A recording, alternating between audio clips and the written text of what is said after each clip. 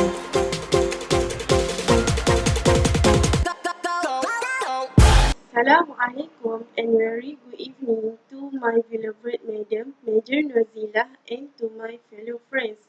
We are from Group 12 Dream Team. Today, our group will be present on Chapter 9. Hi guys, my name is Marina binti Ismail. My metric number is 264422. Today, I will present on the first part on Chapter 9. Today, I will present in the part of 9.1 that explains the imperative of agricultural progress and rural development.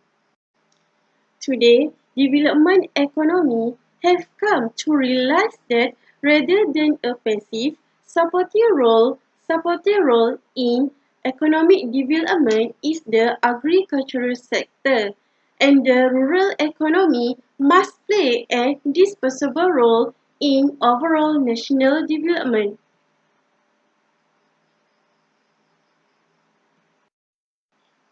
Without such integrated rural development economists point out that industrial growth will be static, or even if it succeeded, it will create imbalance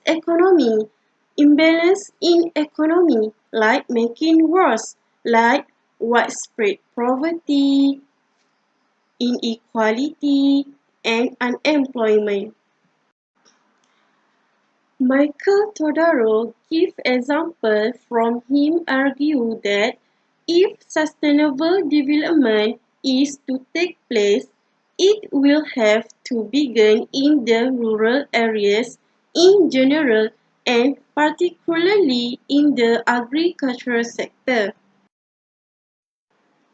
He continued argue that the core problem, like widespread poverty, growing inequality, rapid population growth, and rising unemployment, tend to originate in the stagnation.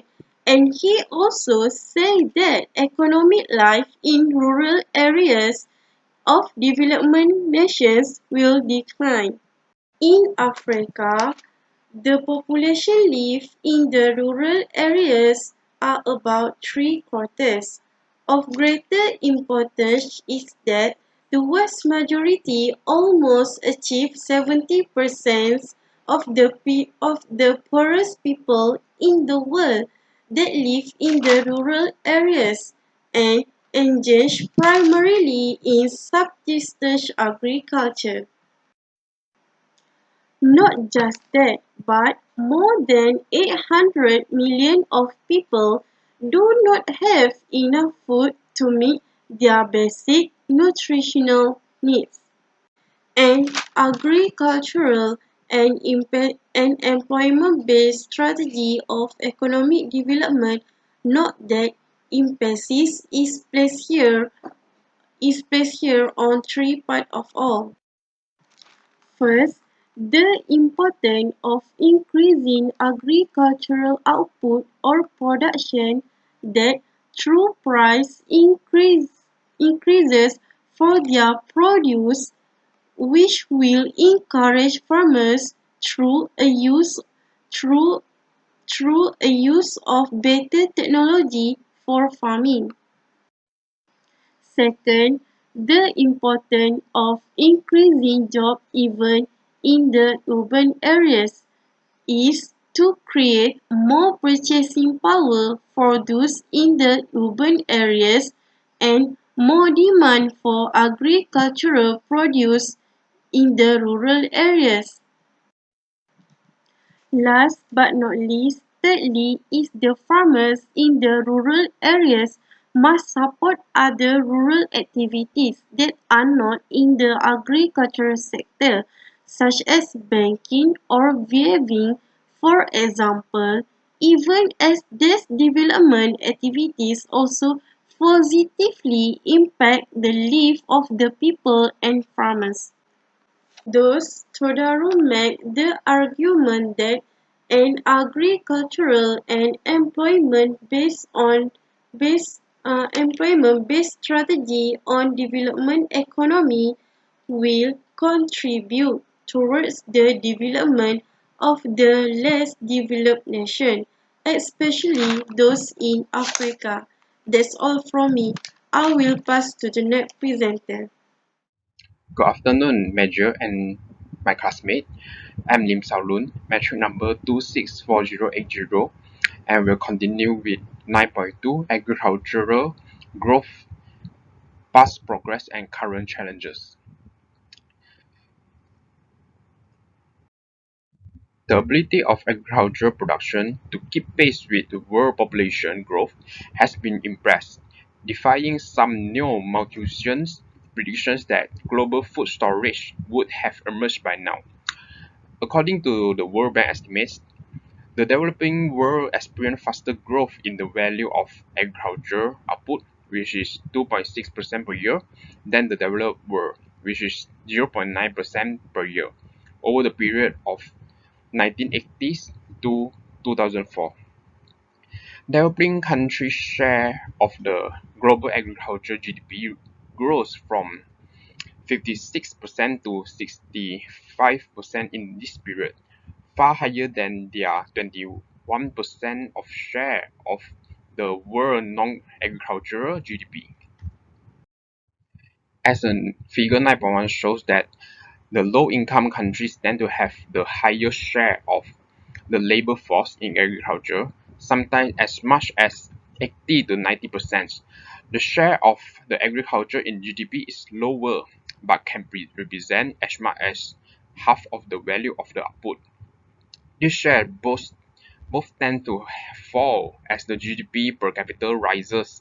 This is one of the broad patterns of economic development. However, the share of the labor in agriculture declines greatly even when the GDP per capita does not increase much as at all. For example, as seen in the time past of Nigeria and Brazil. And for China, the population growth has been extremely rapid, but the fall of the share of labor in agriculture has been unusually slow due to the insignificant part of restriction on the rural-urban migration. The fact is that the contemporary agriculture employment in the developing countries is much higher than the agriculture output reflects the relative low level of labor production compared with those in manufacturing and commerce. According to the figure 9.2, Asian developing countries' cereal yield per hectare in 2005 will nearly triple their 1960 level. Production in Latin America also posted strong gains. Hunger in China fell. Agriculture in South Asia performed well, although the hunger is thought to have increased in India in recent years. And in sub-Saharan Africa, yields increased by only about one-third.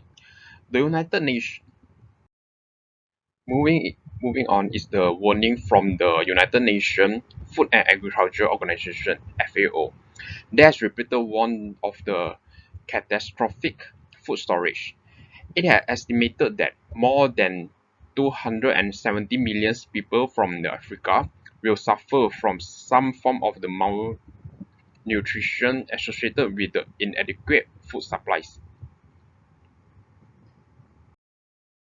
The reason is due to the population has reached a size where the traditional slash and burn agriculture practices that are no longer feasible without reusing land after too little rest, resulting in significant deterioration of soil nutrients.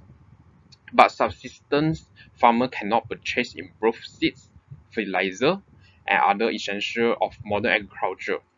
The result can be a poverty trap in which the farmer must work even harder and harder just to stay in the place. Some projects like Alliance for Green Revolution in Africa (ARGA) and the New Rise for Africa (NERICA) have been carried out to solve this problem. It involves the public, private and non-profit sectors So far, it has been proven that it benefits the Africa countries like Benin, Uganda, and the Gambia. Study has shown that the food price will continue to rise due to the diversion of the food of to biofuels production, increase in food demand including the land using meat production due to the higher income in China and elsewhere, the slowdown in production growth of agriculture commodities, the higher energy prices that affecting the agriculture input costs, and the running out of the new land to be brought into farming, and also the negative impact of the climate change on developing country food production. And besides, most of the countries strive for the food self-sufficient, largely for the national security reason, also causes the insufficient of the food supply. Next is the market failure and the needs of the government policy.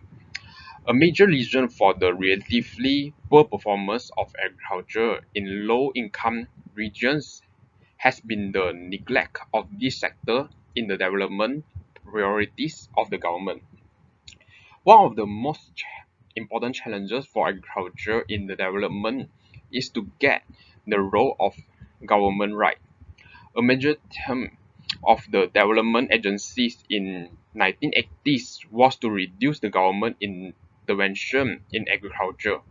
Indeed, many of the early intervention did more harm than good. An extreme example is that the government requirements for the farmers to sell at a low price to state marketing boards and attempts to keep the urban food prices low. Agriculture is generally thought of a perfect competition activities, but this does not mean that there is no market failure and no role of the government. In fact, the market failure in this sector are quite common and include the environment externalities, the public good characteristic of the agricultural research and the development of extension services, economics of scale in marketing, information asymmetrics in product qualities, and monopoly power in input supply. In addition to the more general government roles to providing institution and the infrastructure, despite many failures, sometimes government has been relatively effective in those roles, as in Asia during the Green Revolution. A key role for the government then is to ensure that the growth in agriculture is shared by the poor.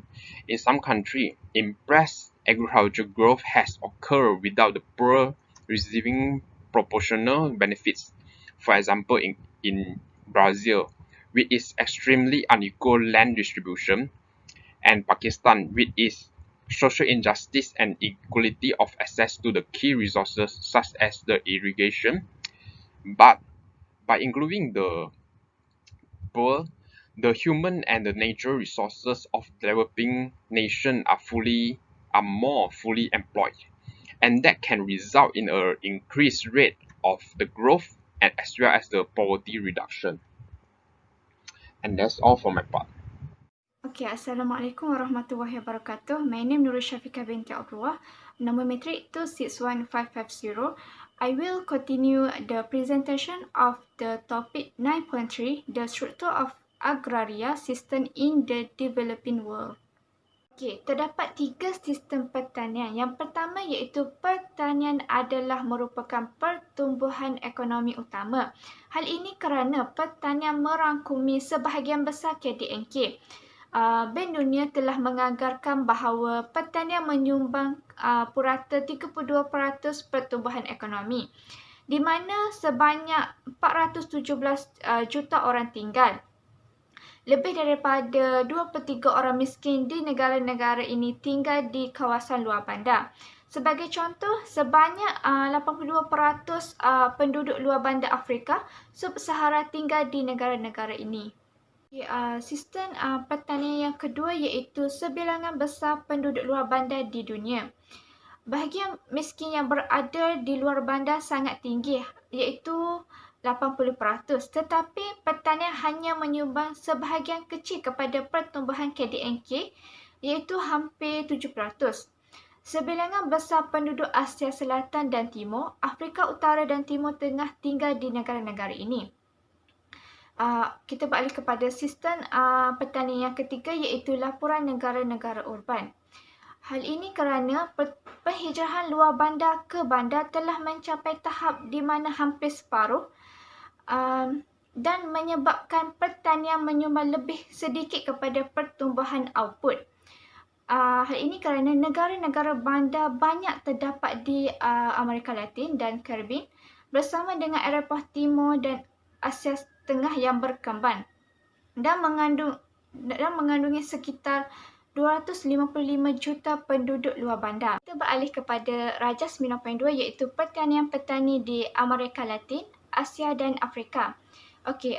Sikap para petani miskin di Amerika Latin, Asia dan Afrika mempunyai struktur dan institusi luar bandar yang sangat berbeza dan juga mempunyai sifat sistem agraria yang berbeza. Sebagai contoh, di Amerika Latin mempunyai sejumlah daerah yang lebih miskin dan terbelakang dan pihak petani mereka menggunakan sistem latifundio dan minifundio. Manakala di Asia terletak pada bidang tanah yang berpecah dan padat, seperti yang ditunjukkan oleh jadual 9.2, iaitu mempunyai ukuran ladang di Amerika Latin jauh lebih besar daripada di Asia kerana ukuran ladang operasi berada di bawah 4 hektar dengan ukuran ladang di Indonesia hanya 1.1 hektar. Dan sebaliknya di negara-negara Amerika Latin kerana mempunyai ukuran ladang operasi antara 16.9 hingga 214.1 hektar. Walaupun begitu, sebilangan besar ladang di Amerika Latin terdiri daripada kurang dari 5 hektar, termasuk 36.8% ladang di Brazil dan juga 78% ladang di Peru. Hal ini mungkin berlaku kerana tanah ladang yang besar dikendalikan oleh ladang terbesar di Amerika. Kita beralih kepada slide pola agraria di Amerika Latin, kemajuan dan cabaran kemiskinan yang masih ada. Struktur agraria yang telah ada di Amerika Latin sejak zaman penjajahan dan masih tersebar luas di sebahagian besar wilayah ini adalah corak dualisme yang pertanian yang dikenali sebagai latifundio minifundio. Pada dasarnya, latifundio adalah tanah milik yang sangat besar. Mereka biasanya mendefinisikan sebagai ladang yang cukup besar untuk memberi pekerjaan kepada lebih daripada 12 orang, walaupun ada yang menggaji ribuan. Sebaliknya, minifundio adalah ladang yang terkecil. Mereka biasanya mendefinisikan sebagai ladang terlalu kecil untuk menyediakan pekerjaan untuk satu keluarga. Tetapi latifundio dan minifundio tidak mempunyai keseluruhan pegangan pertanian Amerika Latin. Sebilangan besar pengeluaran Amerika Latin juga berlaku di ladang keluarga dan ladang bersaiz sederhana. Yang pertama iaitu menyediakan pekerjaan untuk 2 hingga 4 orang dan yang terakhir iaitu memperkerjakan 4 hingga 12 pekerjaan. Ladang-ladang ini menggunakan keseimbangan yang lebih efisien antara tenaga kerja dan tanah, dan kajian menunjukkan bahawa mereka mempunyai produktiviti faktor yang lebih tinggi daripada latifundio atau minifundio. Hello everyone, my name is Hui Shun. Matrix number is 270113. Now I will continue another part for the structure of agrarian system in the developing world. Let's see, agrarian pattern in Latin America, progress and remaining poverty challenges.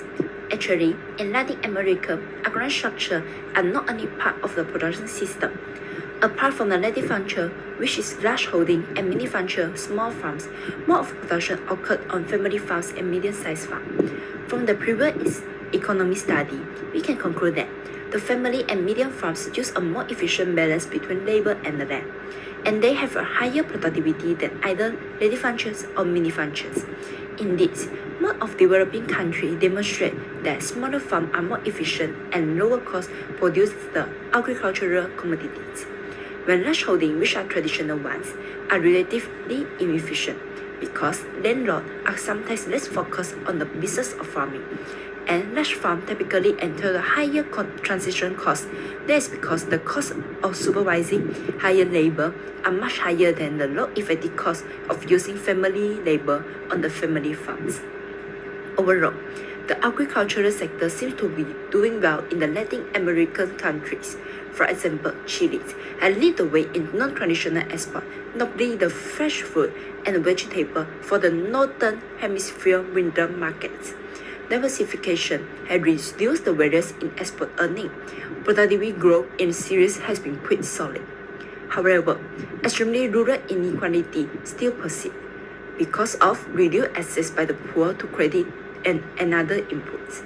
In addition, it is effectively continue to grow the political participation by the poor, who often receive low level of government services.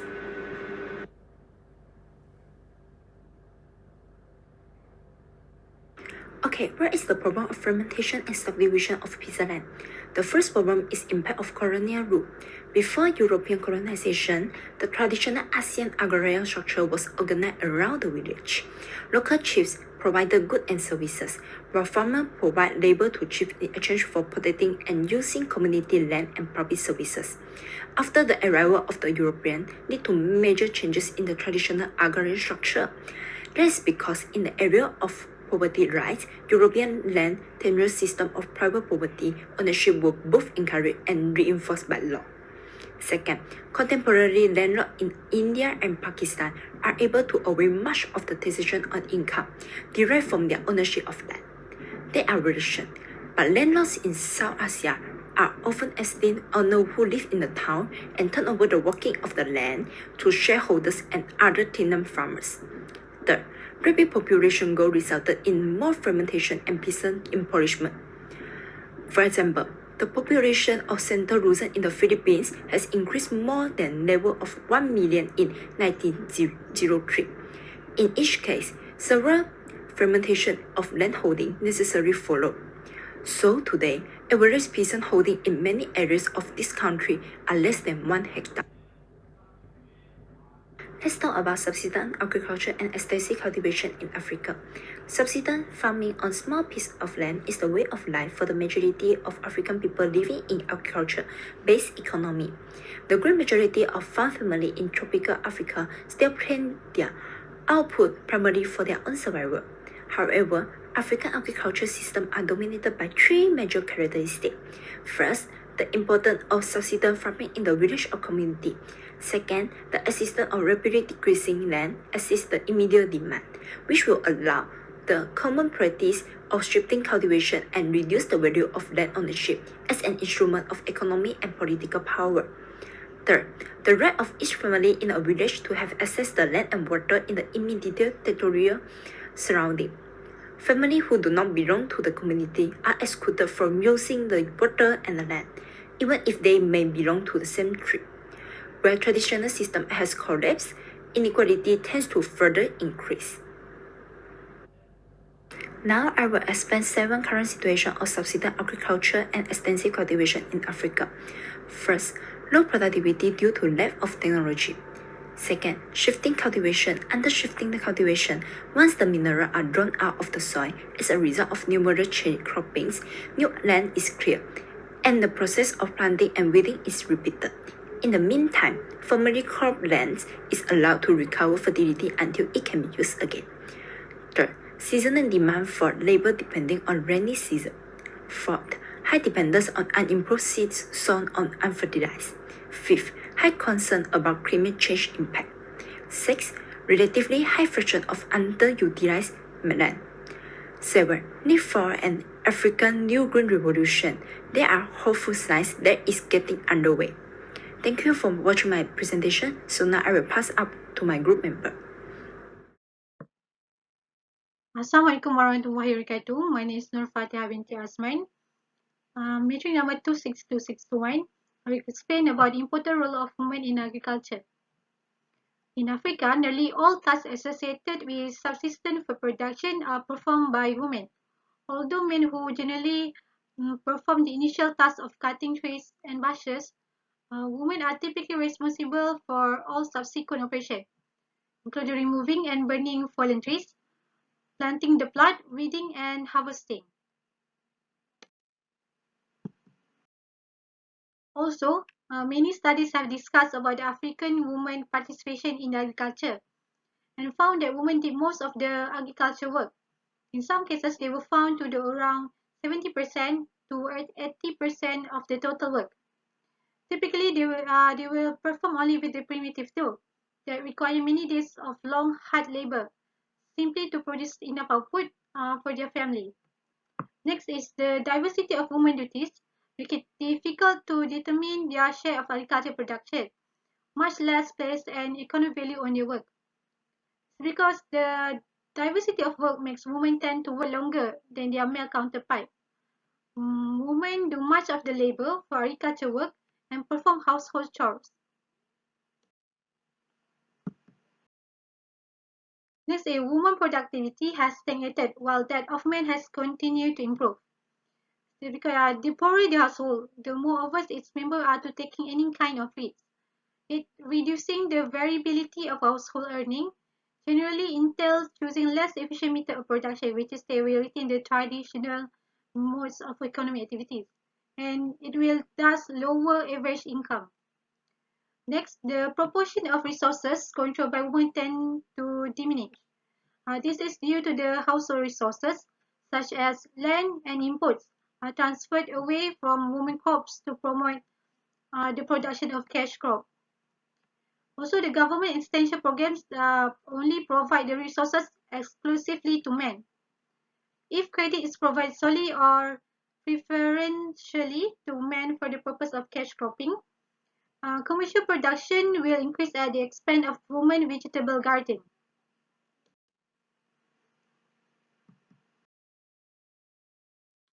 In the unitary household model, a traditional economic assumption by Gary Baker has been that households cooperate to maximize effectively shared objectives.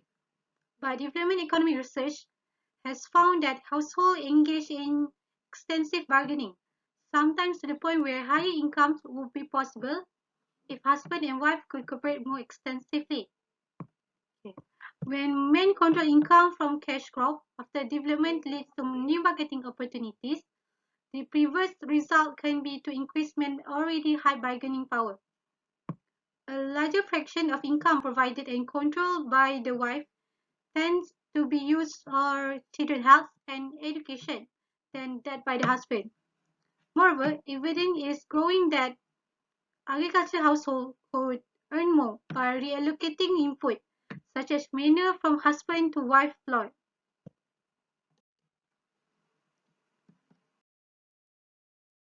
I'll explain about the government action toward women in agriculture. Okay, first is many government-sponsored programs effectively continue to exclude women. This is because women lack collateral for loans or are barred from owning property or conducting financial transactions without the permission of the husband. Second, agricultural inputs and training are rarely provided to female applicants. That even efforts to reduce poverty through land reforms have been found to reduce female income and economic status. This is because they distribute land title only to male heads of household. Fourth is all of this because women income is perceived as a threat to men authority. Fifth, while men are taught new agricultural techniques to increase their productivity, women are trained to perform low productivity tasks that are considered compatible with their traditional roles, such as sewing, cooking, and basic hygiene. In conclusion, although efforts to increase the income of women have experienced considerable success, programs that work indirectly with women have frequently fallen short of their stated goal.